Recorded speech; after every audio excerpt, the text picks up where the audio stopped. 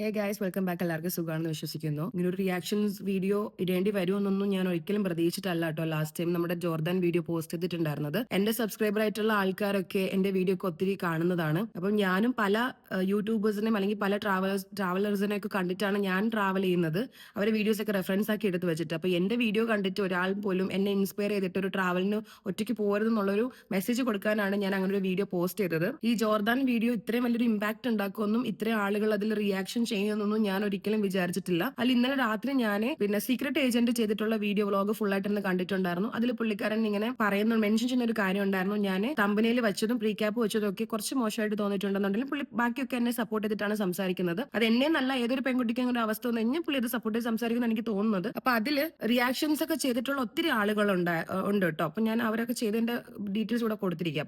ഈ ഇത്ര ആൾക്കാർ ചെയ്തതിൽ ഒരാൾ പോലും എന്നെ മോശമായിട്ടൊന്നും പറഞ്ഞിട്ടില്ല. എല്ലാവരും നല്ല രീതിക്ക് തന്നെ റിയാക്ഷൻ ചെയ്തിട്ടുള്ളത്. പിന്നെ അതിൽ പോലും വന്നിട്ടുള്ള കമന്റ് ശരിക്കും പറഞ്ഞാൽ പറയാതിരിക്കുകയാണ് ഭേദം. എന്തായാലും നിങ്ങൾ എനിക്ക് ഇട്ട കമന്റ് ഞാൻ അനുഭവിച്ചതിന്റെ ഒരു അംശം പോലും വരാത്തത് കൊണ്ട് അതൊന്നും എന്നെ ഒരു തരത്തിലും ബാധിച്ചിട്ടില്ല, ഇനി ഒട്ടും ബാധിക്കാനും പോകത്തില്ല. അപ്പോ നമുക്കിനി കാര്യങ്ങളോട്ട് കടക്കാം. അപ്പൊ അതിൽ വീഡിയോ ചെയ്ത എല്ലാ ആൾക്കാരും ഒരേ സ്വരത്തിൽ ചോദിക്കുന്ന ഒരുപാട് കാര്യങ്ങൾ ഉണ്ടായിരുന്നു. അതൊക്കെ ഒരു പോയിന്റ് ആയിട്ട് ഞാൻ ഇവിടെ നോട്ട് ചെയ്ത് വെച്ചിട്ടുണ്ട്. അപ്പൊ അതിന്റെ എക്സ്പ്ലനേഷൻ ആണ് ഞാൻ തരാൻ പോകുന്നത്. First of all, secret agent video ചെയ്തിട്ടുള്ളതിൽ പറഞ്ഞിട്ടുണ്ടായിരുന്നു ഞാൻ പ്രീക്യാപ്പ് ഇട്ടതും തമ്പനിൽ ഇട്ടതും ചിലപ്പോൾ ഒരു കണ്ടന്റ് ആയിട്ട് കാണിച്ചിട്ടായിരിക്കാം, അതല്ലെങ്കിൽ ഇവരുടെ വീഡിയോ കുറച്ച് ആളുകളിലോട്ട് എത്തിക്കാൻ വേണ്ടിയിട്ടായിരിക്കാം എന്നുള്ളത്. അതാണ് സത്യം. എന്റെ വീഡിയോയുടെ വ്യൂസിനെ കുറിച്ചിട്ടുള്ള ഒരു ചർച്ച പോലും പല സ്ഥലങ്ങളിലും വന്നിട്ടുണ്ട്. എന്റെ വീഡിയോക്ക് 1000 താഴെയുള്ളൂ, 1000 ഈ ഒരു വീഡിയോ ആയതുകൊണ്ട് നിങ്ങൾ ഭയങ്കര, ഈ കണ്ടന്റ് ആയതുകൊണ്ട് നിങ്ങൾ ഭയങ്കര വൈറലായി എന്നൊക്കെ പറഞ്ഞിട്ട്. അത് ഞാൻ ഈ വീഡിയോ ഇത്ര വൈറലാണ്, ഇത്ര ആൾക്കാർ ഏറ്റെടുക്കണം, ഇങ്ങനെ വലിയൊരു സെൻസേഷൻ ആണോന്നൊന്നും വിചാരിച്ച് ചെയ്തതല്ല. ഒരു മെസ്സേജ് അല്ലെങ്കിൽ ട്രാവൽ ചെയ്യാൻ ഉദ്ദേശിക്കുന്ന ആൾക്കാർ ഞാൻ ശ്രദ്ധിക്കാതെ പോയതുപോലെ നിങ്ങൾ ശ്രദ്ധിക്കാതെ പോയിട്ട് ഇതുപോലെ അനുഭവിക്കരുതെന്ന് പറഞ്ഞിട്ട് ഒരു മുന്നറിയിപ്പ് മാത്രമായിട്ടാണ് ആ വീഡിയോ കണ്ടിട്ടുണ്ടായിരുന്നത്. അപ്പം ഈ വീഡിയോ എനിക്ക് 4 ആൾക്കാരിലോട്ട് എത്തിക്കണം, കുറച്ചധികം ആൾക്കാർ കാണണം എന്നുള്ള ഉദ്ദേശത്തോടു കൂടി തന്നെയാണ്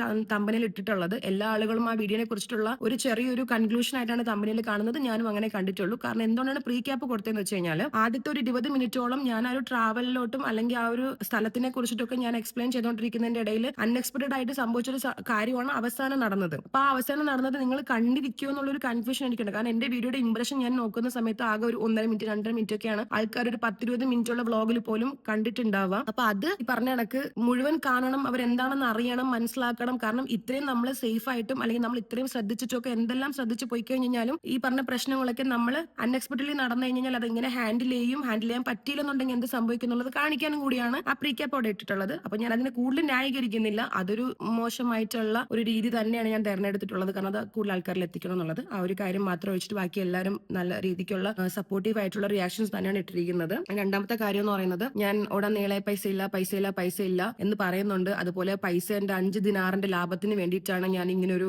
അവസ്ഥയിൽ പോയിട്ട് വീണെന്നൊക്കെ പറയുന്നുണ്ട്. അതിന്റെ സത്യാവസ്ഥ ഞാൻ പറയണം. പിന്നെ എന്തുകൊണ്ട് ഞാൻ കേസ് കൊടുത്തില്ല എന്നുള്ളതൊക്കെ ചോദിക്കുന്നുണ്ട്. അപ്പൊ അതിനെല്ലാത്തിനെയും കുറിച്ചുള്ള ഒരു എക്സ്പ്ലനേഷൻ ആയിട്ടാണ് ഞാൻ വന്നിരിക്കുന്നത്. ഇനി നമുക്ക് കാര്യത്തിലോട്ട് കിടക്കാം. ഫസ്റ്റ് നമുക്ക് എക്സ്പെൻസിനെ കുറിച്ച് സംസാരിക്കാം. വേറൊരു കൺട്രിക്ക് പോകേണ്ട ഒരു വിസ ഞാൻ അപ്ലൈ ചെയ്തിട്ട് അത് റിജക്ട് ആയതിനു ശേഷമാണ് ജോർദാനിലോട്ട് പോകാനുള്ള ഒരു തീരുമാനം എടുത്തിട്ടുണ്ടായിരുന്നത്. അപ്പൊ ജനുവരി 30-ാം തീയതിയാണ് ഞാൻ ജോർദാനിൽ പോകാനുള്ള ടിക്കറ്റ് എടുത്തിട്ടുള്ളത്. അത് 31-ാം തീയതിക്കുള്ളത്. അപ്പൊ 31-ാം തീയതിക്ക് ആ നെക്സ്റ്റ് ഡേ ആയതുകൊണ്ട് തന്നെ ടിക്കറ്റിന്റെ ഫെയർ കുറച്ച് കൂടുതലായിരുന്നു. 2020 ദിറംസ് വന്നു അപ്പ് ആൻഡ് ഡൗൺ. അല്ലാന്നുണ്ടെങ്കിൽ നോർമലി ഒരു 500-600 ദിറംസ് മാത്രമേ വരത്തുള്ളൂ ജോർദാനിലോട്ട് പോകാൻ വേണ്ടിയിട്ട്. അപ്പൊ ഞാൻ ജോർദാനിലോട്ട് പോയ ദിവസം തന്നെ ഫ്ലൈറ്റിൽ വെച്ചിട്ട് ഒരു മോശം അനുഭവം ഉണ്ടായിട്ടുണ്ടായിരുന്നു. എന്റെ തൊട്ടടുത്തിങ്ങനെ ഒരു പാസഞ്ചർ എന്നെ ഒന്നും ചെയ്തിട്ടൊന്നുമില്ല, മോശമായിട്ടുള്ള ഒരു ഇതും എനിക്ക് ഉണ്ടായിട്ടില്ല. പക്ഷെ ഞാൻ ഒരു വൃത്തിയുടെ എന്റെ അടുത്തിരിക്കുന്ന ആളിൽ നിന്നും കണ്ടിട്ടുണ്ടായിരുന്നു. അയാള് ശരിക്കും പറഞ്ഞു കഴിഞ്ഞാൽ എനിക്ക് അറിയത്തില്ല, അതെനിക്ക് ഇങ്ങനെയുള്ള കാര്യങ്ങൾ എനിക്ക് പബ്ലിക്കിൽ പറയാനും ചർച്ച ചെയ്യാനൊക്കെ ഭയങ്കര നാണക്കേടും മടിയും അല്ലെങ്കിൽ എനിക്കൊരു പരിചയക്കുറവുള്ളത് കൊണ്ട് അത് ഞാൻ കൂടുതൽ എക്സ്പ്ലെയിൻ ചെയ്യുന്നില്ല. എന്റെ തൊട്ടടുത്തിരുന്ന ഒരു പാസഞ്ചറിന്റെ ഒരു വൃത്തികെട്ടൊരു സംഭവം ഞാൻ കണ്ടിട്ടുണ്ടായിരുന്നു. എനിക്ക് ഒന്നാമത് എന്താ പറയാ, എനിക്ക് പ്രതികരണ ശേഷി കുറച്ച് കുറവാണ്, എസ്പെഷ്യലി ട്രാവലിംഗ് ചെയ്യുന്ന സമയത്ത്. പിന്നെ പോയ ദിവസം തന്നെ ഒരു പ്രശ്നം ഉണ്ടാക്കേണ്ട, ഒരു ബാഡ് മെമ്മറീസ് ക്രിയേറ്റ് ചെയ്യേണ്ടെന്ന് പറഞ്ഞിട്ട് മാത്രം ഞാൻ അത് ഇതാക്കി. പിന്നെ ഒരു കാര്യം എന്ന് വെച്ച് കഴിഞ്ഞാൽ പുള്ളി എന്നെ ഒന്നും ചെയ്തിട്ടോ ഒന്നുമില്ല. പക്ഷെ അടുത്തൊരു പെണ്ണിരിക്കുന്നതിന്റെ ഒരു സംഭവമായിരിക്കും ആൾക്ക് അങ്ങനെ ഒരു സംഭവം ഉണ്ടായത്. എനിക്കറിയില്ല, നിങ്ങൾ ബാക്കി ഇമാജിൻ ചെയ്തോ, എനിക്ക് അതെങ്ങനെ പറയേണ്ടെന്ന് അറിയത്തില്ല. ഓക്കെ, അപ്പൊ എക്സ്പെൻസിന്റെ കാര്യം എന്ന് വെച്ച് കഴിഞ്ഞാൽ ഇതാണ്. അവിടെ പോയി എത്തിയ സമയത്ത് തന്നെ എനിക്ക് മനസ്സിലായിട്ടുണ്ടായിരുന്നു അവിടെ റൂമും കാര്യങ്ങളൊക്കെ ഭയങ്കര എക്സ്പെൻസ് ഉണ്ട്. ഏകദേശം ഫസ്റ്റ് ഡേ പോയി എടുത്തിട്ടുള്ള റൂം തന്നെ 300 സംതിങ് ദിറംസ് ആയിട്ടുണ്ടായിരുന്നു. നാട്ടിലെ 7,000-8,000 രൂപയാണ് ഒരു ദിവസത്തെ റൂമിന് വന്നിട്ടുണ്ടായിരുന്നത്. പിന്നെ എയർപോർട്ടിൽ അൺഎക്സ്പെക്ടഡ് ആയിട്ട് വിസേന്റെ ഒരു സംഭവം വന്നിട്ടുണ്ടായിരുന്നു. വിസ എന്ന് പറയുമ്പോഴത്തേക്ക് 280 ദിറംസ് ആണ് വിസയ്ക്ക് വന്നിട്ടുണ്ടായിരുന്നത്. പിന്നെ ഞാൻ എന്റെ കയ്യിൽ ഏകദേശം $1,200 ആണ് കൊണ്ടുപോയിട്ടുണ്ടായിരുന്നത് കറൻസി ആയിട്ട്. അതിൽ 500 ആണ് ഞാൻ അതിനുള്ള ട്രിപ്പിന് വേണ്ടി മാത്രം മാറ്റിയത്. ബാക്കി 700 എന്റെ പേഴ്സിനകത്ത് എപ്പോഴുള്ള കഴിഞ്ഞ 2 വർഷമായിട്ട് ഞാൻ തായ്ലൻഡ് പോയത് മുതലേ ഓരോ ട്രിപ്പിനും $500 ഞാൻ കൊണ്ടുപോകുമ്പോൾ ബാലൻസ് വരുന്നത് കീപ്പ് കീപ്പ് ചെയ്ത് അങ്ങനെ $700 ആയതാണ്. എങ്കിലും ഞാനൊരു $500 കൂടെ എടുത്തിട്ടാണ് പോയത്. ടോട്ടൽ $1200. കാരണം ഇതിന്റെ ഈ വിസന്റെ ഇത് അപ്ലൈ ചെയ്യുമ്പോൾ ഓൺലൈനിൽ തന്നെ കാണിച്ചിട്ടുണ്ട് നമ്മളെ കയ്യിൽ $1000 കൈവശം വെച്ചിരിക്കണം എന്നുള്ളത്. അപ്പൊ ഇനി ബൈ മിസ്റ്റേക്കല്ലേ അങ്ങനെ ഒരു പിന്നെ ഇത് പ്രശ്നം വരണ്ട, പിന്നെ ഞാൻ ഒറ്റയ്ക്കല്ലേ പോയിട്ടുള്ളത്, അതുകൊണ്ട് അങ്ങനത്തെ കാര്യങ്ങളിലൊന്നും പോയിട്ട് പെടണ്ട പറഞ്ഞിട്ട് ഞാൻ അത് കീപ്പ് ചെയ്തിട്ടുണ്ടായിരുന്നു. അങ്ങനെ അതിൽ $200 ഞാൻ മാറ്റിയിട്ടുണ്ടായിരുന്നത്. $200 മാറ്റിയപ്പോഴത്തേക്ക് 130 ദിനാർ കിട്ടിയിട്ടുണ്ടായിരുന്നു. അതിന്റെ വീഡിയോ ഞാൻ ചെയ്തിട്ടുള്ള ഇത് ഞാൻ കാണിക്കുന്നുണ്ട് കേട്ടോ. സോ അവിടെ എത്തിയപ്പോൾ എനിക്ക് കാര്യം മനസ്സിലായി, ഡോളറിനെക്കാളും ഭയങ്കര എക്സ്പെൻസീവ് ആണ് ഇവിടുത്തെ കറൻസി എന്നുള്ളത്. അങ്ങനെ ഞാൻ അവിടെ എത്തിപ്പെട്ടതിന് ശേഷം ഞാനൊരു ടൂർ പാക്കേജ് എടുത്തിട്ടുണ്ടായിരുന്നു. ആ ടൂർ പാക്കേജ് എടുത്തപ്പോൾ എയർപോർട്ടിൽ നിന്ന് എന്നെ പിക്ക് ചെയ്തിട്ടുള്ള ഒരു ഡ്രൈവർ ഉണ്ടായിരുന്നു. ആ പുള്ളിക്കാരൻ ഇടയ്ക്ക് വെച്ചിട്ട് തന്നെ എന്നെ പകുതി വഴിക്ക് ഇറക്കിയിട്ട് വേറൊരു വണ്ടിയിലാണ് പറഞ്ഞു വിട്ടത്. ഞാൻ എൻ്റെ ഒരു നമ്പർ വാങ്ങിച്ചിട്ടുണ്ടായിരുന്നു, നിങ്ങൾ ട്രിപ്പിന് പോവാണെന്നുണ്ടെങ്കിൽ ഞാൻ നിങ്ങളെ ഹെൽപ്പ് ചെയ്യാം, ഞാൻ ഈ ട്രിപ്പും കാര്യങ്ങളൊക്കെ ചെയ്യുന്ന ആളാണെന്ന് പറഞ്ഞിട്ട് നമ്പർ വാങ്ങിച്ചപ്പോൾ പുള്ളിക്കാരൻ എനിക്ക് മെസ്സേജ് ഇട്ടിട്ടുണ്ടായിരുന്നു. ആ മെസ്സേജിൽ പുള്ളിക്കാരൻ പറയുന്നത് ഞാൻ ഇവിടെ കൊടുക്കാം, അവർക്ക് പിന്നെ നമ്മൾ എത്തുന്ന സ്ഥലത്ത് എൻ്റെ ഒപ്പം അവർക്ക് താമസിക്കണമെന്ന് പറഞ്ഞിട്ടുണ്ടായിരുന്നു.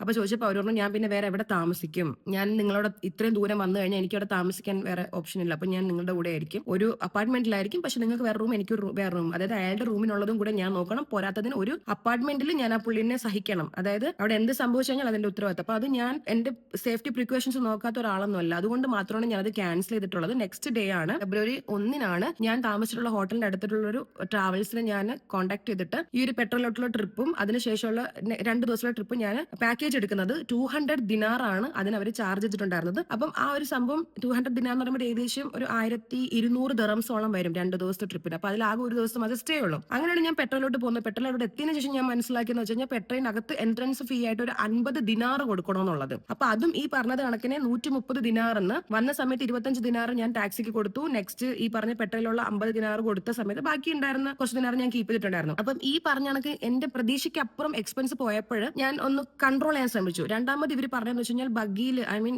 ഇലക്ട്രിക് കാറിൽ പോകുവാണെന്നുണ്ടെങ്കിൽ 25 ദിനാർ കൊടുക്കണം എന്ന് പറഞ്ഞു. അപ്പൊ എന്റെ തന്നെ പിന്നെ ഈ ടൂർ ഡ്രൈവർ അഹമ്മദ് എന്ന് പറഞ്ഞ പുള്ളിക്കാരൻ എന്നോട് പറഞ്ഞു വെച്ച് കഴിഞ്ഞാൽ, നീ വ്ളോഗ് ചെയ്യുന്നത് കൊണ്ട് നീ നടന്നു പോകുന്നതാണ് നല്ലത്, കാരണം ഇവരിവിടെ നിർത്തത്തില്ല, ഇവരെവിടെ നിർത്തത്തില്ല, ഇവർ പെട്രോൾ കൊണ്ട് നിർത്തത്തുള്ളൂ, അപ്പൊ നിനക്ക് ഇവിടെ ഇറങ്ങി നിന്നിട്ട് ഇവിടെ അവർ വീഡിയോ എടുക്കാൻ സമ്മതിക്കത്തില്ല. അപ്പൊ ഞാൻ അത് ഓൾറെഡി അതിൽ വീഡിയോയിൽ മെൻഷൻ ചെയ്തിട്ടുണ്ട്, എന്തെന്ന്, ഇവരെവിടെയും നിർത്തത്തില്ല, അവർ പെട്രോളിന്റെ ഫ്രണ്ടിൽ കൊണ്ട് ഇറക്കുള്ളൂ. അപ്പൊ ഇതിന് ബിറ്റ്വീനിൽ വരുന്ന ഒരു കാര്യങ്ങളും നമുക്ക് എന്താക്കാൻ പറ്റില്ല, വീഡിയോയിൽ കവർ ചെയ്യാൻ പറ്റില്ല, എനിക്ക് കാണാനും പറ്റത്തില്ല, ജസ്റ്റ് ഇങ്ങനെ ഓടിച്ച് ഇങ്ങനെ അങ്ങനെ നോക്കി പോകാനേ പറ്റത്തുള്ളൂ. അതുകൊണ്ടാണ് ഞാൻ നടന്നു പോകാൻ വേണ്ടി തീരുമാനിച്ചിട്ടുള്ളത്. പക്ഷെ നടന്നു പോയപ്പോൾ അവിടെ എത്താറുന്നതിന്റെ പകുതി തന്നെ ഞാൻ മനസ്സിലാക്കി എന്റെ കാല് ഏകദേശം പൊളിഞ്ഞെന്നുള്ളത്. കാരണം ഞാൻ ഇട്ടിരിക്കുന്ന ഷൂ അതിനകത്ത് കാണിക്കുന്നുണ്ട്, അതെനിക്ക് ഭയങ്കരമായിട്ടുള്ള പെയിനും സ്ട്രെസ്സും തരുന്നുണ്ടായിരുന്നു. അങ്ങനെ അവിടെ എത്തിയതിനു ശേഷം വേറൊരു കാര്യം മെൻഷൻ ചെയ്യാനുണ്ടായിരുന്നു, എനിക്ക് ടൈം റെസ്ട്രിക്ഷൻ ഉണ്ടായിരുന്നു. ഈ പറയുന്ന വ്യക്തി 2:30 ഞാൻ അവിടെ നിന്ന് എൻട്രൻസ് നിന്ന് പുറപ്പെടുന്നത്, തിരിച്ച് എന്നോട് 5:30 എത്തണമെന്നാണ് പറഞ്ഞിട്ടുണ്ടായിരുന്നത്. അപ്പം ഞാൻ എന്റെ ഉള്ളിൽ കയറുമ്പോൾ 5:30 ആകുമ്പോൾ ഞാൻ തിരിച്ച് അവിടെ എത്തണം. അപ്പൊ അങ്ങനെ ഈ വീഡിയോസ് ഫോട്ടോസ് എടുക്കുന്ന സമയത്താണ് ഞാൻ ഒരു ടൂറിസ്റ്റിന്റെ കയ്യിൽ എന്റെ ഫോൺ കൊടുക്കുന്നതും കുറച്ച് ഫോട്ടോസ് എടുത്തത്. അപ്പൊ ഞാൻ വീഡിയോ എടുത്തരുമെന്ന് ചോദിച്ച സമയത്ത് പുള്ളി എന്നോട് പറഞ്ഞു, ഓക്കെ ഇവർ എടുത്തരുമെന്ന് പറഞ്ഞിട്ട് അങ്ങനെയാണ് ഈ പറഞ്ഞ വ്യക്തിയുടെ കയ്യിലോട്ട് ഫോൺ കൊടുക്കുന്നത്. ഫോൺ കൊടുക്കുന്ന സമയത്ത് പുള്ളിക്കാരൻ നല്ല രീതിക്ക് ഫോട്ടോയും വീഡിയോസ് ഒക്കെ എടുത്തു തന്നിട്ടുണ്ടായിരുന്നു. അപ്പം എടുത്തറിന്റെ കൂടെ തന്നെ ഈ പുള്ളിക്കാരി സ്ഥലങ്ങളെ കുറിച്ചിട്ട് ഇങ്ങനെ എക്സ്പ്ലെയിൻ ചെയ്തപ്പോൾ എനിക്ക് മനസ്സിലായി അവിടുത്തെ ഗൈഡ് ആണ് എന്നുള്ളത്. അപ്പൊ ഗൈഡ് ഓൾറെഡി എൻട്രൻസിൽ ചോദിച്ചിട്ടുണ്ടായിരുന്നു, നിങ്ങൾ ഗൈഡിനെ വെക്കുന്നുണ്ടോ, അതിന് അഡീഷണൽ ചാർജ് വരും. അപ്പൊ അത് വന്നപ്പോഴത്തേക്കും ഞാൻ വിചാരിച്ചു, ഓൾറെഡി ഇത്രയും കണ്ടു കഴിഞ്ഞു, പെട്രോയുടെ ഫ്രണ്ടിൽ എത്തിനി ഒന്നുമില്ല, പിന്നെ ഈ ഒരു ഗൈഡിന്റെ ആവശ്യമുള്ളൂ പറഞ്ഞിട്ട് ഞാൻ പുള്ളിനെ ആദ്യം അവോയ്ഡ് ചെയ്തിട്ടുണ്ട്. അത് ആ വീഡിയോയിൽ കാണുന്നുണ്ട്, ഞാൻ പറയുന്നുണ്ട് ആ പുള്ളി ഇതോ നിൽക്കുകയാണ്, പുള്ളിനെ കാണത്തില്ല എന്ന്. ദെൻ അവൻ വീണ്ടും തിരിച്ചു വന്നിട്ട് എന്നോട് പറഞ്ഞു, ഫോട്ടോ എടുക്കുന്ന ഒരു സ്പോട്ടിൽ മെഗലുണ്ട്, നീ വരുന്നുണ്ട്. അപ്പൊ ഞാൻ നോക്കുമ്പോൾ അതിൽ കൂടെ പോകാൻ വഴിയില്ല, പിന്നെ ഒരു പരിചയത്തെ ആളുടെ കൂടെ അവിടെ പോകേണ്ട കാര്യം ഞാൻ അത് അവോയ്ഡ് ചെയ്തതാണ്. ഞാൻ വീഡിയോ എടുത്തിട്ടുള്ളത് ഇതെന്റെ DJI ക്യാമറയാണ്, ജോർജിയ പോകുന്ന സമയത്ത് വാങ്ങിച്ചിട്ടുള്ളതാണ്, ഫോണിലല്ല എടുത്തിട്ടുള്ളത്, ഇതിലാണ്. അപ്പൊ ഇതിനകത്ത് സ്റ്റോറേജ് അല്ലെങ്കിൽ ആ സമയം കാണിച്ചിട്ടുണ്ടായിരുന്നത് 58 മിനിറ്റ് ആണ്. അപ്പൊ ഇത് എന്റെ ഫോണിൽ ഞാൻ എടുക്കാത്തെന്ന് പറയുമ്പോഴത്തേക്കും ഞാൻ പോകുന്ന സമയത്ത് ഇപ്പം മെയിനായിട്ട് ഈ സാധനം വാങ്ങിച്ചു പറയുമ്പോൾ ഫോണിൽ ചാർജ് കഴിഞ്ഞ് നമ്മൾ പെട്ടു വന്നത്, ഞാൻ ഒറ്റയ്ക്കാണ്, അതുകൊണ്ട് ഈ സാധനം ഞാൻ എന്താക്കുന്നത് കൊണ്ടുനടന്നത്. അപ്പൊ ഇതിൽ ആ ഒരു ടൈമും ഞാൻ നോക്കണം, കാരണം വീഡിയോ എടുക്കും ഞാൻ കട്ടാക്കും, വീഡിയോ എടുക്കും ഞാൻ കട്ടാക്കും, അങ്ങനെയാണ് ഞാൻ അതിൽ എടുത്തിരിക്കുന്നത്. അപ്പൊ ഈ പുള്ളിക്കാരനെ വിശ്വസിച്ച് ഞാൻ പോണ വഴിക്ക് തന്നെ വേറൊരു സംബന്ധിച്ച് ഇവർ ലൂട്ടിങ്ങിന് ഭയങ്കര മിടുക്കരാണ്. പ്രത്യേകിച്ച് ടൂറിസ്റ്റ് കാണുമ്പോൾ നമ്മുടെ നാട്ടിലും അതൊക്കെ ഉള്ളതാണ്. ഇവർ ടൂറിസ്റ്റിനെ കാണുമ്പോഴത്തേക്കും 10ന് 20 പറയും, അങ്ങനെയാണ്. അപ്പം ഞാൻ വിചാരിച്ചു അനാവശ്യമായിട്ടുള്ള ഒരു സ്ഥലത്ത് പൈസ പോകണ്ട, പിന്നെ എസ്പെഷ്യലി ഇവരുടെ അടുത്ത് നമ്മൾ പൈസ ഉണ്ടെന്നോ അല്ലെങ്കിൽ നമ്മൾ വേണ്ടെന്ന് പറഞ്ഞ പോണെങ്കിൽ പൈസ ഇല്ലെന്ന് പറയുന്നത് തന്നെയാണ്. കാരണം ഇവർ പറിച്ചിട്ട് ഓടിക്കഴിഞ്ഞാൽ നമുക്കൊരു പുറകെ ഓടാനുള്ള ആരോഗ്യം എനിക്ക് അന്നേരം ഇല്ല, എന്റെ കാലിനെ കൊണ്ട് വയ്യായിരുന്നു. അപ്പൊ ഇവൻ സ്റ്റാർട്ടിങ് മുതൽ എന്റെ അടുത്തോട്ട് വരുമ്പോഴത്തേക്കും പിന്നെ പൈസ ഉണ്ടോ ഇല്ലെങ്കിൽ കാർഡ് നടക്കാന്ന് പറയുന്നത്. അപ്പം എന്റെ കയ്യിൽ ഉണ്ടായിരുന്ന പൈസ ഞാൻ ആദ്യപ്പോഴേ പറഞ്ഞു. പിന്നെ ഞാൻ യൂസ് ചെയ്യുന്ന പേഴ്സ് ഇതാണ്, ഈ പേഴ്സിനകത്ത് ഇപ്പോഴും നിങ്ങൾ ഞാൻ പറയുന്ന കള്ളമാണെങ്കിൽ ആ പ്രൂഫ് ആയിട്ട് ഇന്നലെയാണ് ഞാൻ ഈ വീഡിയോ റിയാക്ഷൻ ചെയ്യണം. അപ്പൊ ഈ ഒരു ദിവസത്തിനുള്ളിൽ എന്നാൽ ഞാൻ ഈ പൈസ ഒപ്പിക്കത്തില്ലല്ലോ. $700 എന്റെ കയ്യിൽ ഇപ്പോഴും ഇരിക്കുന്നത്. കാരണം $1200 ഉണ്ടായിരുന്നതിൽ $500 അവിടെ ടോട്ടൽ സ്പെൻഡ് ആയിട്ടുണ്ട്. അതായത് പൈസ ആയിട്ട് മാത്രം കേട്ടോ, കാർഡിന്റെ കാര്യം ഞാൻ വഴിയെ പറയാം. അപ്പൊ ഇത്രയും പൈസ എപ്പോഴും എന്റെ കയ്യിൽ ഉണ്ടാവാറുണ്ട്. ഇത് 2 വർഷമായിട്ട് ഞാൻ കീപ്പ് ചെയ്യുന്ന പൈസയാണ്. ഓരോ തവണ പോകുമ്പോഴത്തേക്ക് ഇങ്ങനെ പൈസ മാറ്റി വെച്ച്. അപ്പൊ അതിന്റെ പുറമെ ആ പൈസ അല്ലാണ്ട് ഇതിപ്പോഴും അന്നും ഇരിക്കുന്നുണ്ട്. അതിന്റെ പുറമെ ദാണ്ട് സൗദിയിലുള്ള 500 റിയാല്, 600-700 റിയാല് സൗദി പൈസ, അതുപോലെ ബഹ്റൈന്റെ പൈസ ഒരു 30-40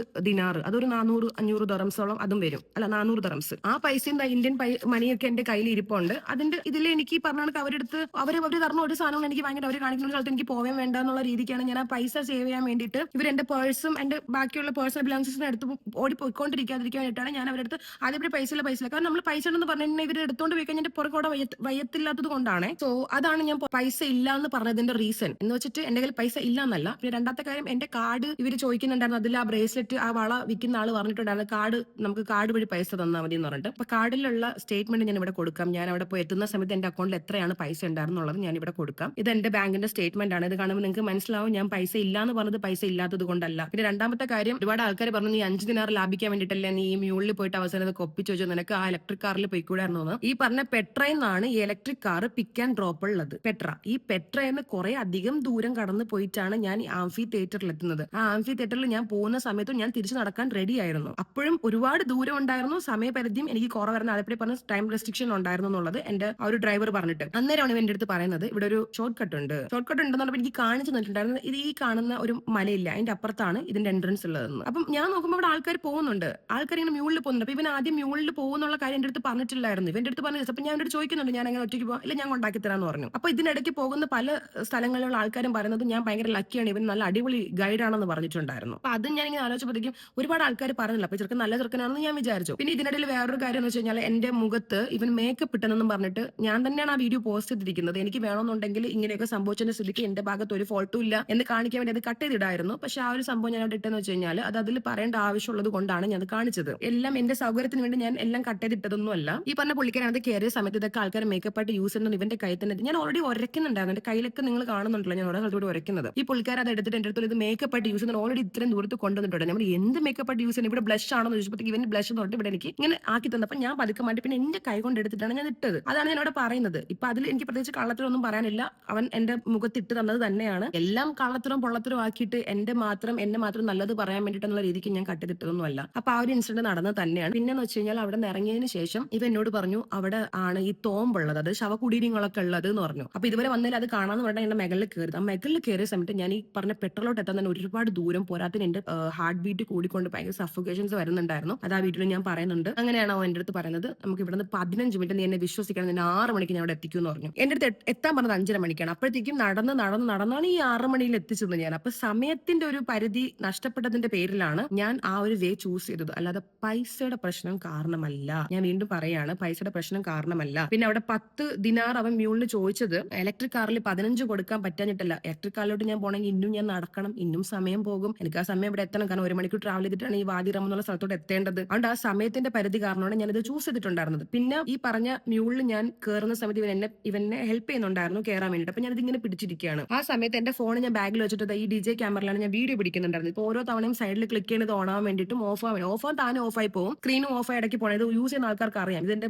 സിസ്റ്റമാറ്റിക് ആയിട്ടുള്ള കാര്യങ്ങൾ ഞാൻ പഠിച്ചു വരുന്നതേ ഉള്ളൂ. അപ്പൊ ഞാനത് കയറുന്ന സമയത്ത് ഞാൻ അവരുടെ അടുത്ത് ചോദിച്ചിട്ടുണ്ടായിരുന്നു, പിന്നെ നിങ്ങൾ എന്റെ കൂടെ വരുന്നുണ്ടോ? അപ്പൊ പറഞ്ഞാൽ അതെ. നിങ്ങൾ എങ്ങനെ നടന്നാണോ വരുന്നതെന്ന് ചോദിച്ചു. അത് എന്തുകൊണ്ടാ ചോദിക്കുന്നത് പറയുമ്പോൾ തൊട്ടപ്പുറത്ത് ഒരാൾ മ്യൂളിൽ നിൽക്കുന്നുണ്ടായിരുന്നു. അപ്പൊ ഞാൻ നോക്കുമ്പോഴത്തേക്ക് വേറെ 2 ആൾക്കാർ മ്യൂളിൽ പോകുന്നത് കണ്ടു. അപ്പൊ ഞാൻ കരുതി ഇത്രയും മെഗലിലോട്ട് കയറുന്നില്ല, ചിലപ്പോൾ ഇവനൊരു മ്യൂളിൽ വരുന്നതായിരിക്കും. അതാണ് ഞാൻ ചോദിച്ചത്, നീ നടന്നാണോ വരുന്നത്, അല്ലാതെ എന്റെ കൂടെ കയറി ഇരിക്കാൻ ഞാൻ പറഞ്ഞതല്ല. ഒത്തിരി ആൾക്കാർ പറഞ്ഞിട്ടുണ്ടായിരുന്നു ഞാൻ ഇവനെ പിടിച്ച് ഇരിക്കാൻ വേണ്ടി പറഞ്ഞു എന്നുള്ള. ആ സാധനത്തിന് നിങ്ങൾ കണ്ടില്ലേ, ആ ഒരു മ്യൂൾ എന്ന് പറഞ്ഞ സാധനം വളരെ ചെറുതാണ്. എനിക്ക് തോന്നുന്നു എന്റെ വെയിറ്റൊക്കെ അതിന് ഉണ്ടാവത്തുള്ളൂ. അതൊരു ചെറിയൊരു അനിമൽ ആണ്. ആ ഒരു അനിമലിന്റെ മേഖല ഞാൻ കയറിയിരിക്കുമ്പോൾ ഞാൻ കംഫർട്ട് അല്ലായിരുന്നു. എനിക്ക് പിടിച്ചിരിക്കുമ്പോഴും അങ്ങോട്ടും ഇങ്ങോട്ട് തിന്നുന്നതൊക്കെ തോന്നുന്നുണ്ട്.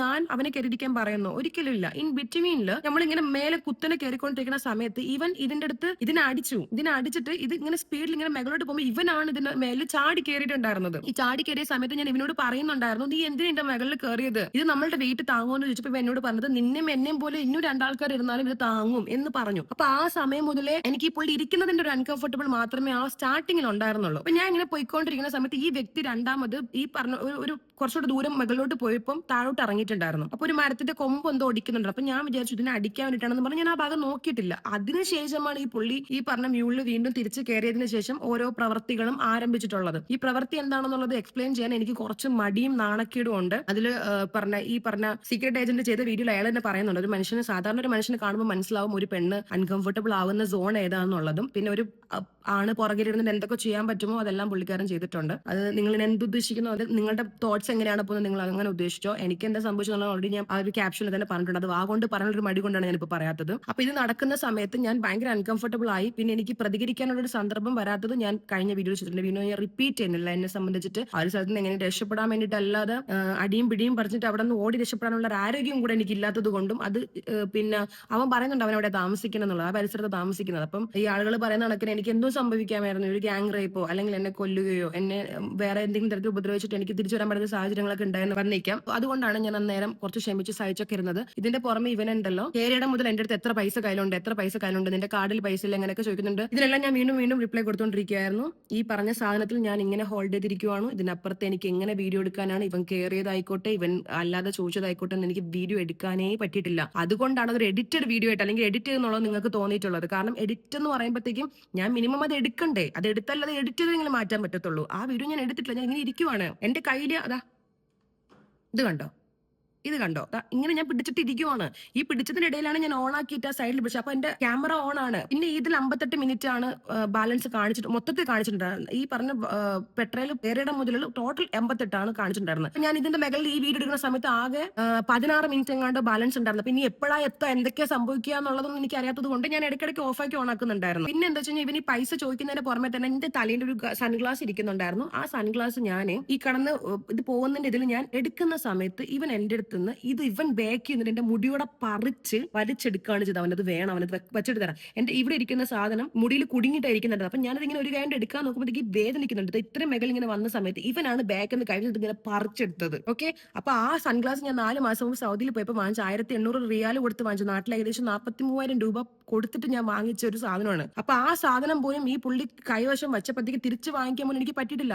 നിങ്ങൾ പറഞ്ഞിട്ടില്ല പൈസ നോക്കി 5 ദിനാർ നോക്കിയിട്ടാണ് ഞാൻ ഇത് തെരഞ്ഞെടുത്തെന്നുള്ളത്. എന്റെ യൂസിന്റെ ഏറ്റവും എക്സ്പെൻസീവ് ആയിട്ടുള്ള ഒരു സൺഗ്ലാസ് ആണ് അത്. ആ സൺഗ്ലാസ് ആ വ്യക്തി എടുക്കുന്ന സമയത്ത് പോലും ഞാൻ എന്താക്കിയില്ല, അത് തിരിച്ചു വാങ്ങിക്കാൻ നിന്നില്ല. അപ്പോഴും ഞാൻ നോക്കുന്നത് എന്റെ ജീവനാണ് വില, അതിനെന്ത് വില, അത് അവൻ വെച്ചോട്ടെ എന്നുള്ളതാണ്. ഇവൻ ഇങ്ങനെ പോകുന്ന സമയത്ത് ഞാൻ കൂടുതൽ അവന്റെ അടുത്ത് അവൻ ഇങ്ങനെ ചെയ്യുന്ന സമയത്ത് അവനെ തിരിച്ചു ഉപദ്രവിക്കാത്തത് പറയാത്തതൊക്കെയും എത്തിപ്പെടുമ്പോഴത്തേക്കും എങ്ങനെ രക്ഷപ്പെട്ടാൽ മതി എന്നുള്ളതാണ്. എന്നിട്ട് അവസാനം എന്നെ ഒരു റോഡിലാണ് കൊണ്ടിറക്കിയത്. റോഡിൽ കൊണ്ടിറക്കിയിട്ട് അവനോട് പറയുവാണ് ഇവിടുന്ന് ടാക്സി പിടിച്ച് പോകുന്നത്. അപ്പൊ ഞാൻ വീണ്ടും ചോദിക്കുന്നുണ്ട് അവന്റെ അടുത്ത് കരഞ്ഞിട്ട്, നീ എല്ലാം എന്റെ അടുത്ത് പറഞ്ഞത് ഇതിന്റെ എൻട്രൻസ് ആണ് എന്നുള്ളത്. എന്നെ നീ അവിടെ വിടാന്നല്ലേ പറഞ്ഞത്, ഇത് ഇവിടെ എനിക്ക് സ്ഥലം അറിയത്തില്ല, എന്റെ പൈസ. അപ്പോഴും ഞാൻ പറഞ്ഞ പൈസ ഇല്ലെന്നാ. അപ്പൊ എന്റെ അടുത്ത് അവൻ ചോദിക്കുന്നുണ്ട് നിന്റെ കാർഡ് എവിടെ, നിന്റെ പൈസ ഇല്ലേ, നീ കള്ളം പറയാം. അപ്പൊ ഞാൻ എന്റെ പൈസ ഇല്ല, എന്റെ പൈസ ഇല്ലെന്ന് അപ്പോഴും ഞാൻ പറയുന്നത് വെച്ച് കഴിഞ്ഞാൽ ആ പൈസയും പേഴ്സും അതുപോലെ എന്റെ കയ്യിരിക്കുന്ന ഫോൺ നഷ്ടപ്പെടേണ്ടെന്ന് പറഞ്ഞിട്ടാണ് ഞാൻ അതിങ്ങനെ വീണ്ടും പറഞ്ഞുകൊണ്ടിരിക്കുന്നത്. അറ്റ്ലീസ്റ്റ് അവിടെ നിന്ന് രക്ഷപ്പെട്ടു, അവിടെ എത്തിപ്പെട്ടു, 4 ആൾക്കാർ കാണുന്ന ഒരു സ്ഥലത്ത് ഞാൻ എത്തിപ്പെട്ടു. അതിൽ ഇനി ഇത് നഷ്ടപ്പെടുത്തേണ്ട പറഞ്ഞിട്ടാണ് ഞാൻ എന്താക്കിയത്. അപ്പൊ അവിടെയും ആ ഒരു സെയിം ഡയലോഗ് അടിച്ചിട്ടുണ്ട്. പിന്നെ ഞാൻ ആ വീഡിയോ നിങ്ങൾ കാണുന്നത് ഒരു പാർക്കിംഗിൽ നിന്നിട്ട് എടുക്കുന്നതാണ്. അവിടെ എത്തിയതിനു ശേഷം എന്റെ ജീവൻ വന്നത്. വേറൊരാള് ഒരു കാറിൽ ഇവൻ ഒരു ഫാമിലി, അതായത് ഒരു പയ്യൻ, ഒരു കുഞ്ഞും ചെറുക്കനുള്ള ഒരു വയസ്സായ ഒരാളുടെ കാറിലാണ് എന്നെ കയറ്റി വിട്ടത് എൻട്രൻസിൽ ഇറക്കാൻ. ആ സമയത്ത് ഞാൻ എന്റെ ഡ്രൈവറിന് അയക്കുന്ന മെസ്സേജ് ഞാൻ ഈ സൈഡിൽ കൊടുത്തിരിക്കാം. നിങ്ങൾ എന്തായാലും വായിച്ചോ. അവിടെ എന്റെ ഡ്രൈവറിന്റെ ഞാൻ ഇങ്ങനെ ഒരു സ്ഥലത്തിന്റെ ഇതിൽ പെട്ടുപോയിട്ടുണ്ട്, ഞാൻ വന്നിട്ട് ബാക്കിയുള്ള കാര്യങ്ങൾ സംസാരിക്കാം, നീ ഈ ലൊക്കേഷനിൽ നിന്റെ അടുത്തോട്ട് എത്താൻ എത്ര സമയം ഉണ്ടെന്നുള്ളത് കാണിക്കുന്നുണ്ട്. ഞാനിത് അയച്ചുകൊണ്ടിരിക്കുവാണ്. അവിടെ നിന്ന് ഞാൻ നേരെ എന്റെ ഡ്രൈവറിന്റെ അടുത്ത് എത്തിയ സമയത്ത് പുള്ളിക്കാരൻ ചോദിക്കുവാണ്, അവിടെ വെച്ചിട്ടാണ് എന്റെ വീഡിയോ കട്ടാക്കിയിട്ട് പിന്നെ ഞാൻ റൂമിലെത്തിയ ശേഷമുള്ള വീഡിയോ ആണ് നിങ്ങൾ അതിൽ കാണുന്നത്. അപ്പൊ അതിൽ എന്റെ ഡ്രൈവർ പറയുന്നത് വെച്ച് കഴിഞ്ഞാൽ ഇങ്ങനെ ഒരു സംഭവം നിനക്ക് പറ്റിയത് നമുക്ക് കേസ് ഫയൽ ചെയ്യാം, പോലീസിനെ നമുക്ക് കോൺടാക്ട് ചെയ്തതിന്റെ പേർക്ക് കേസ് ഫയൽ ചെയ്യാം, അത് നിന്റെ അടുത്ത് നടന്നതിന്റെ വളരെ മോശപ്പെട്ടൊരു കാര്യമാണ്, ഞങ്ങളെ കൺട്രി വന്നിട്ട് അങ്ങനെ സംഭവിച്ചല്ലോ, അപ്പം അതിന് ഞാനും ഉത്തരവാദിയാണ്, അതുകൊണ്ട് എന്റെ ഒരു ഉത്തരവാദിത്വം എന്നുള്ളത് നിന്നെ സ്റ്റേഷനിൽ കൊണ്ടുവന്നുള്ളൂ. അപ്പൊ ഞാനാണ് പറഞ്ഞത് എനിക്ക് കംപ്ലൈന്റും കാര്യങ്ങളൊന്നും ചെയ്യാനില്ല, എനിക്ക് എത്രയും പെട്ടെന്നുണ്ട്. കാരണം എന്റെ അന്നേരത്തെ ഒരു സന്ദർഭത്തിൽ എനിക്ക് ഇതൊന്നും പോയിട്ട് എവിടെ എക്സ്പ്ലെയിൻ ചെയ്യാനോ എനിക്ക് ഇതിനൊരു നീതി കിട്ടാനൊന്നല്ല എന്റെ ഉദ്ദേശം. എനിക്ക് എവിടെയെങ്കിലും ഒന്ന് സേഫ് ആയിട്ടുള്ള സ്ഥലത്ത് പോയിട്ട് എത്തണം. അങ്ങനെ ഈ പുള്ളിക്കാരൻ്റെ അടുത്ത് പറഞ്ഞിട്ട് ഞാൻ പറഞ്ഞു എനിക്ക് എവിടെയും പോകണ്ട, എന്നെ പെട്ടെന്ന് റൂമിലാക്കെന്ന് പറഞ്ഞ് ഞങ്ങൾ ഒരു 1 hour ട്രാവൽ ചെയ്തിട്ട് രാത്രി വാതിരമുള്ള സ്ഥലത്ത് എത്തിയതിനു ശേഷമാണ് ഞാൻ ഈ ബാക്കി ഒരു കരഞ്ഞുകൊണ്ടുള്ള ഒരു സംഭവം ചെയ്യുന്നത്. കാരണം അവിടെ എത്തിയതിനു ശേഷം ഞാനൊന്ന് ഫ്രീ ആയപ്പോഴാണ് ഞാൻ അത് ചെയ്തിട്ട് ഇതിന്റെ കൂടെ ആഡ് ആക്കിയിട്ടുള്ളത്. ഇതും കഴിഞ്ഞതിന് ശേഷം ഞാൻ എന്റെ ഏറ്റവും വേണ്ടപ്പെട്ട 2 സുഹൃത്തുക്കളെ വിളിച്ച് ഈ കാര്യങ്ങൾ ഞാൻ പറഞ്ഞപ്പോഴത്തേക്കും അവർ രണ്ടുപേരും പറഞ്ഞത് കേസ് ഫയൽ ചെയ്യാണ്ട് ജോർദാൻ എന്ന് വരണ്ട, ഇനി എന്തൊക്കെ ചെലവായാലും ഇനി എന്തൊക്കെ ആവശ്യങ്ങളുണ്ടെങ്കിലും ഞങ്ങൾ ഇവിടെ നിന്ന് ചെയ്തു തരാമെന്ന് പറഞ്ഞതിന്റെ പുറത്ത് ഞാൻ സമ്മതിച്ചു. അതിലൊരാള് ഇന്ത്യൻ എംബസിനെ കോൺടാക്ട് ചെയ്തു, കോളാണ് ചെയ്തിട്ടുണ്ടായിരുന്നത്. കോൾ ചെയ്തതിനു ശേഷം അവർ എന്റെ ഡീറ്റെയിൽസും കാര്യങ്ങൾ അയക്കാൻ പറഞ്ഞിട്ടുണ്ടായിരുന്നു. അത് ഞാൻ ഇവിടെ സ്ക്രീൻഷോട്ട് കൊടുക്കാം. പിന്നെ അവരുടെ കയ്യിൽ എനിക്ക് കോൾ ചെയ്യാൻ വേണ്ടിയിട്ട് സൗകര്യമില്ല, മെസ്സേജ് അയക്കാനേ പറ്റുന്നുള്ള എന്റെ വാട്സ്ആപ്പ് നമ്പർ കൊടുത്തിട്ടുണ്ടായിരുന്നു. പിന്നെ ഈ പറഞ്ഞ ഇന്ത്യൻ എംബസിനെ ഞാൻ കോൺടാക്ട് ചെയ്തിട്ട് ഈ വിഷയങ്ങളായിട്ട് സംസാരിച്ചിട്ടുള്ള എന്റെ ഫുൾ ചാറ്റ് ഞാൻ നിങ്ങൾക്ക് ഇവിടെ കൊടുത്തിരിക്കാം. അതിൽ എനിക്ക് കൃത്യമായിട്ടുള്ള ഒരു സപ്പോർട്ട് അവരുടെ ഭാഗത്തുനിന്ന് കിട്ടിയിട്ടില്ല. ഞാൻ ഉദ്ദേശിച്ച തരത്തിലുള്ള ഒരു സപ്പോർട്ടും ഉദ്ദേശിച്ച ഒരു സെക്യൂരിറ്റിയും എനിക്ക് അവരുടെ അടുത്ത് നിന്ന് കിട്ടിയിട്ടുണ്ടായിരുന്നില്ല. അവര് എന്റെ അടുത്ത് അന്നേരം പറഞ്ഞതെന്ന് വെച്ച് കഴിഞ്ഞാൽ നിങ്ങൾ അമ്മനിലെത്തിയിട്ട്, അതായത് ജോർദാന്റെ തലസ്ഥാനമായിട്ടുള്ള അമ്മനിലെത്തിയിട്ട് നിങ്ങൾ കേസ് ഫയൽ ചെയ്യണം എന്നാണ് എന്റെ അടുത്ത് പറഞ്ഞിരിക്കുന്നത്. അപ്പൊ അന്നേരം ഫെബ്രുവരി 1 തീയതി ഇൻസിഡന്റ് നടക്കുന്നത്. ഈ ഇന്ത്യൻ എംബസിനെ കോൺടാക്ട് ചെയ്ത സമയത്ത് 2 മെസ്സേജിനപ്പുറം പിന്നെ മെസ്സേജ് അയക്കുന്നത് പിറ്റേ ദിവസമാണ്. പിറ്റേ ദിവസം മെസ്സേജ് അയക്കുന്ന സമയത്ത് ഞാൻ ആദ്യം അമ്മന്ന് അമ്മനിലോട്ട് പോയിക്കൊണ്ടിരിക്കുകയാണ്. അവിടെ വെച്ചിട്ട് ഞാൻ സഞ്ചരിച്ചുകൊണ്ടിരുന്ന കാർ ആക്സിഡന്റ് ഉണ്ടായി. ഞാൻ ഇവിടെ കൊടുത്തിരിക്കുക. ഞാൻ സംസാരിക്കുന്ന എല്ലാ കാര്യങ്ങളും ഏകദേശം പ്രൂഫ് വെച്ച് സംസാരിക്കണമെന്നാണ് ഞാൻ ഉദ്ദേശിക്കുന്നത്. അപ്പം സോ ഈ ആക്സിഡന്റ് നടന്നതിന് ശേഷം പോലീസ് ഇൻസ്പെക്ഷനും അതുപോലെ ക്ലിയറൻസ് സർട്ടിഫിക്കറ്റും കാര്യങ്ങളും കിട്ടാൻ വേണ്ടിയിട്ട് ഒത്തിരി വൈകിട്ടുണ്ടായിരുന്നു. എന്നിട്ട് നമ്മൾ അവിടെ നിന്ന് ഈ പാക്കേജിൽ ഇൻക്ലൂഡ് ആയിട്ടുള്ള ഡെഡ് സീ കാണാൻ വേണ്ടി പോയിട്ടുണ്ടായിരുന്നു. അത് അമ്മനിൽ തന്നെയാണ്. ഒരു 10, 50, 60 അത്രയും കിലോമീറ്റേഴ്സ് ഇല്ല. അവിടെ പോയി എത്തിയപ്പോൾ ഒരുപാട് ലേറ്റ് ആയിട്ടുണ്ടായിരുന്നു. അത് ആ വീഡിയോ കാണുന്ന ആൾക്കാർക്ക് അറിയാം, ഞാൻ ഓൾറെഡി പോസ്റ്റ് ചെയ്തിട്ടുള്ളതാണ്. ഒരു 15 മിനിറ്റ് നിന്നപ്പോൾ തന്നെയാണ് ഇരുട്ടി. അപ്പോൾ എനിക്കൊന്നും കാണാനോ അവിടെ നിന്ന് ആസ്വദിക്കാനോ പറ്റിയൊരു മാനസികാവസ്ഥയില്ല. പിന്നെ എത്തിയപ്പോഴത്തേക്ക് സമയത്തിന്റെ ഒരു പരിമിതി കാരണം തിരിച്ചു വരേണ്ടി വന്നു. അപ്പൊ തിരിച്ചു വന്നപ്പോഴത്തേക്കും ഈ വണ്ടി ഓടിച്ചിട്ടുള്ള ആളുമായിട്ടുള്ള നമ്മുടെ പാക്കേജ് അവിടെ അവസാനിക്കുകയാണ്. 200 ദിനാറിനാണ് ആ ഒരു ട്രിപ്പ് പാക്കേജ് നമ്മൾ എടുത്തിട്ടുണ്ടായിരുന്നത്. ആ സമയത്ത് ആ പുള്ളി എന്റെ അടുത്ത് പറഞ്ഞിട്ടുള്ളതെന്ന് വെച്ച് കഴിഞ്ഞാൽ ആൾക്ക് വീട്ടിൽ പോകേണ്ട ആവശ്യമുണ്ട്, എന്തൊരു എമർജൻസി ഉണ്ട്, നാളെ എന്നെ എന്തായാലും സ്റ്റേഷനിൽ കൊണ്ടുപോകാമെന്ന് പറഞ്ഞിട്ട് എനിക്ക് വാക്ക് തന്നിട്ടുണ്ടായിരുന്നു. അപ്പൊ ഞാൻ എന്റെ കയ്യിലുണ്ടായിരുന്ന $300 ഞാൻ പുള്ളിക്ക് കൊടുത്തു. അതായത് ഈ 200 ദിനാർ എന്ന് പറയുമ്പോൾ ഏകദേശം ഒരു $280 $290 ആണ്. അപ്പൊ ഞാൻ $300 ആയിട്ട് പുള്ളി എടുത്ത് കൊടുത്തിട്ട് പറഞ്ഞു, അഹമ്മദ് എനിക്ക് നാളെ എയർപോർട്ടിൽ പോകണം, നീ എന്നെ ഇത് കഴിഞ്ഞ് എയർപോർട്ടിലാക്കി തരത്തില്ല ചോദിച്ചപ്പോൾ പുള്ളിക്കാരൻ പറഞ്ഞു അതെ, ഞാൻ എന്നെ എന്തായാലും ഈ സ്റ്റേഷനിൽ കൊണ്ടുപോയതിനു ശേഷം നേരെ എയർപോർട്ടിലോട്ട് കൊണ്ടുപോകാം. അങ്ങനെയാണ് നെക്സ്റ്റ് ഡേ, അതായത് 3-ാം തീയതി ഫെബ്രുവരി രാവിലെ ഞാൻ റൂം വെക്കേറ്റ് ചെയ്തിട്ട് നേരെ അഹമ്മദിന്റെ കൂടെ അമ്മനിലുള്ള പോലീസ് സ്റ്റേഷനിൽ പോയിട്ടുണ്ടായിരുന്നു. പോലീസ് സ്റ്റേഷനിൽ പോയ സമയത്ത് അവിടെ അവർ കേസ് എടുക്കുന്നുണ്ടായിരുന്നില്ല. അതായത് അതിന്റെ അകത്ത് കയറി ചെന്നപ്പോൾ തന്നെ വളരെ പരിശമായിട്ടാണ് അവർ പെരുമാറിയിട്ടുണ്ടായിരുന്നത്. ഒരു തരത്തിലുള്ള ദൈവദാക്ഷിണ്യം ഒന്നും ഉണ്ടായിരുന്നില്ല.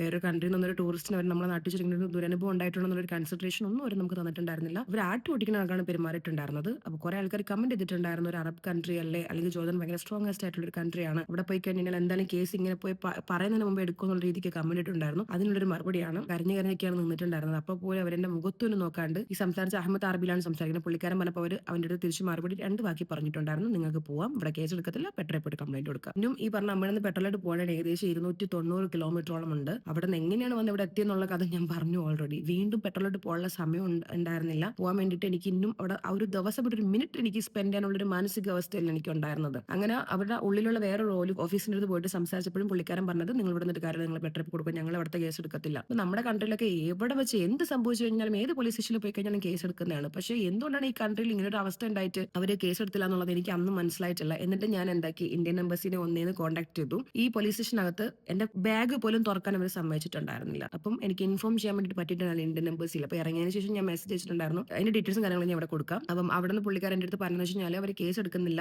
എന്ന് പറഞ്ഞപ്പോഴത്തേക്കും വേറൊരാളുടെ ഇന്ത്യൻ എംബസിയിലുള്ള വേറൊരാളുടെ നമ്പർ എന്നിട്ടുണ്ടായിരുന്നു, വിളിച്ചൊന്ന് സംസാരിക്കാൻ. എന്റെ വിളിക്കാനുള്ള സിം ഇല്ലായിരുന്നു, ഞാൻ ഡാറ്റയുടെ യൂസ് ചെയ്യുന്നുണ്ടായിരുന്നു. അപ്പൊ അഹമ്മദിന്റെ ഫോണിന് വിളിച്ച സമയത്ത് അഹമ്മദിനോട് അവർ പറഞ്ഞു വെച്ചാൽ അവൾ കേസ് കൊടുക്കാന്നുണ്ടെങ്കിൽ ഞങ്ങൾ കേസ് എടുക്കും, എന്നിട്ട് ഇവനെ അറസ്റ്റ് ചെയ്യും, അറസ്റ്റ് ചെയ്തിട്ട് ഇവർ കോർട്ടിൽ കൊണ്ടിട്ട് ഇവനെ തിരിച്ചു വിടും. ഞാൻ ചോദിച്ചു അതെന്തിനാ അങ്ങനെ തിരിച്ചു വിടുന്നത്, എന്റെ പ്രൂഫ് ഉണ്ട്, ഞാൻ ഇവിടെ ഉണ്ടല്ലോ, പിന്നെ എന്താ. അപ്പൊ എന്താണെന്ന് വെച്ച് കഴിഞ്ഞാൽ ഞാൻ തിരിച്ച് പോകുമല്ലേ, ഈ കേസ് നടത്തുന്നുണ്ടെങ്കിൽ ഞാൻ അവിടെ നിൽക്കണം. അപ്പം നമ്മൾ കേസ് കൊടുത്തു കഴിഞ്ഞാൽ നമ്മൾ അവിടെ നിൽക്കണം, എന്നാൽ മാത്രമേ ഈ കേസ് നടക്കത്തുള്ളൂ. അല്ലാത്ത പക്ഷം ഈ കേസ് അവർ തള്ളിക്കളയുന്ന എന്നോട് പറഞ്ഞപ്പോഴത്തേക്കും ഞാൻ തിരിച്ച് അഹമ്മദിനോട് പറഞ്ഞു, അറ്റ് എനി കോസ്റ്റ് ഞാൻ പോയിട്ട് തിരിച്ചു വരും, ഇവർ കേസ് വിളിക്കുവാണെന്നുണ്ടെങ്കിൽ അവന് തക്കതായിട്ടുള്ള ശിക്ഷ കിട്ടുമെന്ന് ഉറപ്പുണ്ടെന്നുണ്ടെങ്കിൽ ഞാൻ തിരികെ വരും, അതെന്ത് റിസ്ക് എടുത്തില്ലാലും ഞാൻ വരും, എന്റെ വാക്കാണെന്ന് പറഞ്ഞു. അപ്പൊ ഈ ഇന്ത്യൻ എംബസിലുള്ള ആൾ എന്നെ പറഞ്ഞു വെച്ചാൽ എയർപോർട്ടിനകത്ത് തന്നെ ഒരു പോലീസ് സ്റ്റേഷൻ ഉണ്ട്, അവിടെ പോയിട്ട് കംപ്ലൈന്റ് കൊടുത്താൽ മതി എന്ന് പറഞ്ഞു. പിന്നെ ഞാൻ ഇന്ത്യൻ എംബസിയായിട്ട് വീണ്ടും ഞാൻ മെസ്സേജ് അയച്ചപ്പോഴത്തേക്ക് അവർ എന്നോട് പറഞ്ഞത്, നിങ്ങൾക്ക് ഇപ്പം ഡയറക്റ്റ് കൊടുക്കാൻ പറ്റില്ല എന്നുണ്ടെങ്കിൽ നിങ്ങൾ ഈ ഇൻസിഡന്റ് നടന്നിട്ടുള്ള കാര്യങ്ങൾ വിവരിച്ചുകൊണ്ടും എന്തൊക്കെ പ്രൂഫാണ് ഇതിന് അഗേൻസ്റ്റ് ആയിട്ടുള്ളത്, അതുപോലെ നമ്മളെ പെട്രോളിൽ പോയിട്ടുള്ളതിന്റെ ടിക്കറ്റ്സ് കാര്യങ്ങളും, അതുപോലെ ഇതിനായിട്ട് നിങ്ങൾ വീഡിയോ എടുത്തിട്ടുണ്ടെങ്കിൽ ആ വീഡിയോ, ഇവന്റെ ഫോട്ടോ, ഇവന്റെ പേര്, അങ്ങനെയുള്ള എന്തൊക്കെ ഡീറ്റെയിൽസ് നിങ്ങളുടെ കയ്യിലുണ്ടോ പ്രൂഫായിട്ട്, അതെല്ലാം നിങ്ങൾ എന്താക്കുക ഇമെയിൽ അറ്റാച്ച് ചെയ്തിട്ട് ഞങ്ങൾക്ക് ആ മെയിൽ അയക്കാൻ വേണ്ടി പറഞ്ഞിട്ടുണ്ടായിരുന്നു. ഞാൻ വിചാരിച്ചു ഓക്കെ, ഞാൻ വൺസ് ദുബായിലോട്ട് തിരിച്ചെത്തിയതിനു ശേഷം റിലാക്സ് ആയിട്ട് അങ്ങനെ ചെയ്യാം എന്ന് കരുതിയിട്ടുണ്ടായിരുന്നു. വേറൊരു പോയിന്റ് എനിക്ക് ഇതിൽ ആഡ് ചെയ്യാനുണ്ടായിരുന്നു. കാരണം എന്താ വെച്ച് കഴിഞ്ഞാൽ ഞാൻ തിരിച്ച് എയർപോർട്ടിൽ പോകുന്ന സമയത്ത് എന്റെ അടുത്ത് 41 ദിനാർ ബാലൻസ് ഉണ്ടായിരുന്നു. കാരണം നമ്മൾ 130 ദിനാർ കയ്യിൽ വെച്ചിട്ടുണ്ടായിരുന്നു. അപ്പൊ അതിനുശേഷം ഒക്കെ ഞാൻ കാർഡിലാണ് പേയ്മെന്റ് നടത്തിയിട്ടുണ്ടായിരുന്നത്, റൂം ബുക്കിംഗ് കാര്യങ്ങളെല്ലാം. അപ്പം ഈ ബാലൻസ് വന്നിട്ടുള്ള ഈ നിങ്ങൾ പറഞ്ഞല്ലോ എന്റെ പൈസ ഇല്ലാത്തിന്റെ ലാഭം കാണിച്ചാണെന്ന്, 41 ദിനാറിനാണ് ഈ വക സാധനങ്ങൾ വാങ്ങിച്ചിട്ടുള്ളത്. ഇതിന്റെ പ്രൈസും കാര്യങ്ങളൊക്കെ ഞാൻ ഇതിന്റെ കൂടെ കാണിക്കുന്നുണ്ട്. ഇത് 14 JOD ആണ്, 14 ദിനാറാണ് ഈ ഒരു സാധനത്തിന്റെ ഒരു ബുഹൂർ വെക്കുന്ന ഒരു സാധനമാണ് ഞാൻ വാങ്ങിച്ചിരിക്കുന്നത്. ഇത് എയർപോർട്ടിന്റെ അകത്തുനിന്ന് ഞാൻ വാങ്ങിച്ചതാണ്. ഇതിന്റെ നാട്ടിലെ എമൗണ്ട് എത്ര വരുന്നുള്ള ഞാൻ സൈഡിൽ കാണിക്കാം. അതുപോലെ ഇതൊരു കാൻഡിൽ ഹോൾഡർ ആണ്, പെട്രയുടെ പടം വരുന്നത്. ഇതൊക്കെ റെഡ് സീ എന്നുള്ള മണ്ണുകൊണ്ട് ഉണ്ടാക്കിയിട്ടുള്ളതാണ്. ഇത് ഏകദേശം 10 JOD ആണ്, ജോർദാനിയൻ ദിനാറാണ്. അതിന്റെ കൂടെ ഞാൻ എയർപോർട്ടിൽ തന്നെ 2 ബ്രേസ്ലെറ്റ് വാങ്ങിച്ചിട്ടുണ്ടായിരുന്നു. ഒന്ന് എനിക്കും പിന്നെ എന്റെ ഒരു ഫ്രണ്ടിനുമാണ്. അതിന്റെ പ്രൈസ് ഞാൻ ടാഗ് ഒന്നും പൊട്ടിച്ചിട്ടില്ല. 6.39 JD ആണ്. ഒരെണ്ണത്തിന്റെ റേറ്റ് ആണ് 6.34. അങ്ങനെ 2 എണ്ണം ഞാൻ വാങ്ങിച്ചിട്ടുണ്ടായിരുന്നു. ഇതിലൂടെ ഞാൻ ചോക്ലേറ്റ് വാങ്ങിച്ചിട്ടുണ്ടായിരുന്നു. അങ്ങനെ ഏകദേശം 40 JOD, അതായത് ഒരു 250-60 ദറംസോളം ഞാൻ ഈ വക അല്ലറ ചില്ലറ സാധനങ്ങൾ വാങ്ങിച്ചിട്ടുണ്ട്. ഇതിന്റെ പുറമെ ഞാൻ എന്റെ സബ്സ്ക്രൈബേഴ്സിന് ഒരു ഗിവ് അവയ്ക്ക് വേണ്ടിയിട്ടും കുറച്ച് ഞങ്ങൾ വാങ്ങിച്ചിട്ടുണ്ട്. ടോട്ടൽ എനിക്ക് വന്ന എക്സ്പെൻസ് ഞാൻ ഇവിടെ സൈഡിൽ കൊടുക്കാം. കാരണം എയർപോർട്ടിൽ തിരിച്ചെത്തിയ സമയത്ത് എന്റെ എക്സ്പെൻസ് എനിക്ക് ജസ്റ്റ് നോട്ട് ചെയ്ത് വെക്കണമായിരുന്നു. അങ്ങനെ നോട്ട് ചെയ്ത് വെച്ചിട്ട് ഞാൻ എന്റെ തന്നെ നമ്പറിൽ അയച്ചിട്ടുള്ളത് ഞാൻ ഇവിടെ കൊടുത്തിരിക്കാം. അങ്ങനെ കൃത്യം പറയുകയാണെന്നുണ്ടെങ്കിൽ ഇത്തരം കാര്യങ്ങളൊക്കെ സംഭവിച്ചതിന്റെ ഏകദേശം സന്ദർഭങ്ങളും അല്ലെങ്കിൽ അതിന്റെ അവസ്ഥകളും ഒക്കെ ഞാൻ ഇവിടെ വിവരിച്ചിട്ടുണ്ട്. അല്ലെങ്കിൽ കുറച്ച് ആൾക്കാർക്കെങ്കിലും കുറച്ചെങ്കിലും ക്ലാരിഫിക്കേഷൻ കിട്ടിയിട്ടുണ്ടെന്ന് ഞാൻ വിശ്വസിക്കുന്നുണ്ട്. പിന്നെയുള്ള കാര്യം എന്ന് വെച്ച് കഴിഞ്ഞാൽ ഞാൻ ദുബായിൽ തിരിച്ചെത്തിയിട്ട് 3-ാം തീയതിയാണ് ഞാൻ എത്തിയിട്ടുണ്ടായിരുന്നത്. ആ എത്തിയത് മുതൽ എനിക്ക് അന്നേരം വരെ ഉണ്ടായിരുന്ന കുറച്ചുകൂടെ ധൈര്യം എൻ്റെ അടുത്ത് നഷ്ടപ്പെട്ടു പോയിട്ടുണ്ടായിരുന്നു. അതിനുശേഷം ദാ ഇന്ന് 10-ാം തീയതിയാണ്. ഈ ദിവസം വരയ്ക്കും ഞാനൊന്ന് മനസ്സ് തുറന്ന് ചിരിച്ചിട്ട് പോലുമില്ല. എനിക്ക് എന്തെല്ലോ കാര്യങ്ങൾ എന്നെ ഹോണ്ട് ചെയ്യുന്നുണ്ട്. ഒരുപാട് കാര്യങ്ങൾ എന്തൊക്കെയാണെന്ന് എനിക്ക് അറിയത്തില്ല. ഇപ്പോൾ ചെറിയ ചെറിയ മാനസികമായിട്ടുള്ള പ്രശ്നങ്ങളും കാര്യങ്ങളൊക്കെ എനിക്ക് ഇടയ്ക്കിടയ്ക്ക് ഇങ്ങനെ വരുന്നുണ്ട്. ഈ കേസ് ഞാൻ ഫോളോ അപ്പ് ചെയ്യാത്തതിന്റെ ഒരു റീസണും കൂടിയാണ് ഞാൻ പറയുന്നത്. നിങ്ങൾ പറഞ്ഞ കണക്ക് ആ ഒരു കേസ് ഞാൻ കണ്ടിന്യൂ ചെയ്ത് വെച്ചിട്ടുണ്ടായിരുന്നു. അവരെന്നെ ഇമെയിൽ അയക്കാൻ വേണ്ടി വരെ പറഞ്ഞിട്ടുണ്ടായിരുന്നു. അതിനുശേഷം അവരെന്നെ ഇങ്ങോട്ട് വിളിച്ചിട്ടില്ല, മെസ്സേജ് അയച്ചിട്ടില്ല, ഒന്നും ചോദിച്ചിട്ടില്ല. പിന്നെ എന്റെ ആവശ്യമാണ് അങ്ങോട്ട് കേസ് ഫയൽ ചെയ്യാന്നുള്ളത്. അപ്പൊ ഞാൻ ഇവിടെ വന്ന സമയത്ത് ശരിക്കും പറഞ്ഞു കഴിഞ്ഞാൽ വേറൊരു സാധനം കൂടെ ഉണ്ട്. ഞാൻ കഴിഞ്ഞ 1.5 മാസമായിട്ട് ഇപ്പൊ താമസിക്കുന്ന സ്ഥലത്ത് നിന്ന് റൂം ചേഞ്ച് ആക്കാൻ വേണ്ടിയിട്ട് നോക്കുന്നുണ്ട്. കാരണം എന്റെ ഇവിടെയുള്ള ഒരു 1 ഇയർ കോൺട്രാക്ട് ഇന്നലെ കഴിഞ്ഞിട്ടുണ്ടായിരുന്നു. ഇത് അതിന്റെ റെസിപ്റ്റ് ആണ്. ഇതിൽ നിങ്ങൾക്ക് കാണുമ്പോൾ മനസ്സിലാവും ഞാൻ 3000 ദിറംസ് കൊടുത്തിരിക്കുന്നത് 4-ാം തീയതിയാണ്. അതായത് 3-ാം തീയതി ഞാൻ ദുബായിലെത്തി, 4-ാം തീയതി ഞാൻ ഇവിടെ അജ്മാനിൽ ഷാർജയിൽ പോയിട്ട് ചെയ്തിട്ടുള്ളൊരു കാര്യമാണ്. അപ്പൊ ഞാൻ വന്നിടം മുതൽ എന്റെ ഒരു ദിവസം പോലും എനിക്ക് റെസ്റ്റ് കിട്ടിയിട്ടില്ല. ഞാൻ ഈ റൂമിന്റെ ആവശ്യം കൂടി നടക്കുകയാണ്. അതൊക്കെ ഒരു സാധാരണ മനുഷ്യന്റെ ജീവിതത്തിൽ നടക്കുന്ന ഒരുപാട് കാര്യങ്ങളുടെ ഒന്നാണ്. അങ്ങനെയുള്ള കാരണങ്ങൾ കാരണം ഈ ഒരു കേസിന് ഫോളോ ചെയ്യുക, ഈ ഫോളോ അപ്പ് ചെയ്യാൻ വേണ്ടിയിട്ട് ഇതിന് പിന്നാലെ പോകാനോ ഒരു മിനിറ്റ് പോലും എനിക്ക് കിട്ടാത്തത് കൊണ്ടാണ് ഞാൻ അതിലോട്ട് പോവാത്തത്. പിന്നെ രണ്ടാമത്തെ കാര്യം, പറ്റിയത് പറ്റി, ഇനി നമ്മൾ ശ്രദ്ധിക്കുകയല്ലാണ്ട് വേറെ വഴിയില്ല. പിന്നെ എനിക്ക് നീതി വേണം, എനിക്ക് അത് വേണം, ഇത് വേണം എന്ന് പറഞ്ഞിട്ട് ഞാൻ വീണ്ടും ഇവിടെ നിന്ന് കെട്ടിയെടുത്ത് ജോർദാനിലോട്ട് പോകുന്ന കാര്യങ്ങൾ ആലോചിക്കുമ്പോഴത്തേക്ക് എനിക്ക് ശരിക്കും പറഞ്ഞാൽ ഷിവറിങ് വരുവാണ്. അത് അനുഭവിച്ചവർക്കേ അത് അറിയത്തുള്ളൂ. ഞാൻ പറയുമ്പോഴത്തേക്ക് സിമ്പിളായിട്ട് നിങ്ങൾ എടുക്കുന്നുണ്ടാവും. ഒന്നാമത്തെ കാര്യം എന്ന് വെച്ച് കഴിഞ്ഞാൽ എന്റെ ലൈഫിൽ ഏകദേശം 7 വർഷമാണ് ഒരു കേസ് കൊടുത്തിട്ട് ഞാൻ പാഴാക്കി കളഞ്ഞത്. അത് എന്നെ അറിയുന്നവർക്ക് പോലും അധികം ഈ ഡീറ്റെയിൽസ് അറിയത്തില്ല. ഞാൻ എവിടെയും എന്റെ പേഴ്സണൽ കാര്യങ്ങൾ അങ്ങനെ ചർച്ച ചെയ്യാറില്ല. അതോടൊപ്പം തന്നെ എനിക്ക് ഒരുപാട് ലക്ഷക്കണക്കിന് പൈസയും ഈ കേസ് നടത്തിയതിനും കൂടെ നഷ്ടപ്പെട്ടിട്ടുണ്ട്. കിട്ടാൻ ഉള്ളതൊരു 10, 30, 40 ലക്ഷത്തോളം രൂപ എനിക്ക് ഇങ്ങോട്ട് കിട്ടാം പൈസയായിട്ട്.